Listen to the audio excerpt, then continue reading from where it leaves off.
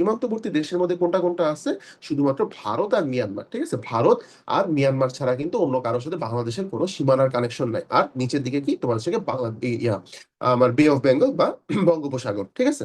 এবার খেয়াল করো যে বাংলাদেশের সীমান্তবর্তী জেলাগুলো কোনগুলো, ঠিক আছে? তাহলে কি সীমান্তবর্তী দেশ হচ্ছে কি আমার ভারত আর মিয়ানমার, ঠিক আছে? এই ভারত আর মিয়ানমারের সাথে যে জেলাগুলো কানেকশন বা সীমান্তের দিকে যে জেলাগুলো, সেগুলো হচ্ছে আমাদের কি তোমার সীমান্তবর্তী জেলা। তাহলে এর মধ্যে আমরা কোনটা কোনটা পাচ্ছি? এর মধ্যে আমরা পাচ্ছি হচ্ছে গিয়ে তোমার মোট সীমান্তবর্তী জেলা কয়টি?